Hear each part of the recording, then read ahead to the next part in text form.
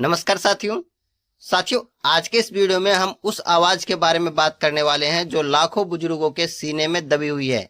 ये वे लोग हैं जिन्हें EPS 95 पेंशनर कहा गया, पर बर्ताव ऐसे किया गया जैसे ये लोग सरकार की कोई पुरानी फाइल हो जिस पर धूल मिट्टी चढ़ गया हो। इन लोगों ने देश के सबसे कामगार हिस्से में अपने 30 से 40 साल दिए।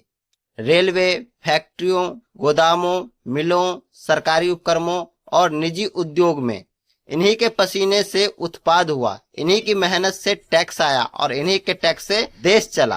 पर जब रिटायरमेंट आया तो सरकार ने हाथ जोड़ा और कहा, ये लीजिए 1000 रुपये पेंशन। क्या आप सोच सकते हैं कि एक इंसान आज भारत में 1000 रुपये में जी सकता है? सरकार कहती है हमारे पास पैसे नहीं है, लेकिन क्या उसी सरकार ने एयर इंडिया को नहीं बेचा? क्या वही सरकार बैंकों को मर्ज नहीं कर रही? क्या कॉर्पोरेट टैक्स माफ नहीं हुए?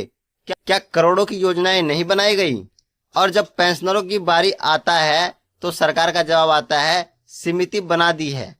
EPS यानी कि एम्प्लॉयज पेंशन स्कीम की शुरुआत 1995 में हुई थी, जिसका मकसद था कि संगठित क्षेत्रों में कर्मचारियों को रिटायरमेंट के बाद सम्मानजनक जिंदगी मिले। पर योजना में पेंशन तय की गई थी 500 से 1500 तक। अब साल है 2025, यानी कि 3 दशक बीत गए, मगर पेंशन वहीं की वहीं है। सरकारें आती रही, समीक्षा होती रही, फाइलें घूमती रही और EPS 95 पेंशनर बस स्टैंड के बेंच पर धूप में तख्ती लेकर बैठे रहे। किसी को इलाज के लिए पैसे नहीं मिले, किसी को घर छोड़ना पड़ा और किसी ने भूख से दम तोड़ दिया। सरकार के पास बस एक प्रेस रिलीज होता है जिसमें लिखा होता है, हम योजना की समीक्षा कर रहे हैं। 3 दशक से समीक्षा चल रही है। इतनी तो UPSC की तैयारी भी नहीं होती। सुप्रीम कोर्ट ने कई बार सरकार को फटकारा, पर सरकार कहती है हमने तो विकल्प दिया है, लेकिन उस विकल्प में फॉर्म, योगदान, दस्तावेज का इंतजार किया जा रहा है। इंतजार भी कितना किया जा रहा है? इतना लंबा इंतजार किया जा रहा है कि पेंशनर इस दुनिया से रिटायर हो जा रहे हैं। अब आप सोचिए, एक सांसद सिर्फ 5 साल के लिए चुना जाता है और उसे जीवन भर के लिए पेंशन मिलती है। ना कोई फॉर्म, ना कोई योगदान, ना कोई प्रूफ। एक EPS पेंशनर जो 40 साल तक काम करता है, उसे सरकार पूछती है, तुमने 4500 से ज्यादा योगदान क्यों दिया? 15,000 रुपए की सीमा क्यों पार की? मतलब अगर आप लोगों ने ज्यादा कमाया तो अब पेंशन भूल जाइए। पेंशनर कोर्ट जाते हैं तो सरकार कहती है हम पूर्ण विचार करेंगे, दोबारा अपील करेंगे।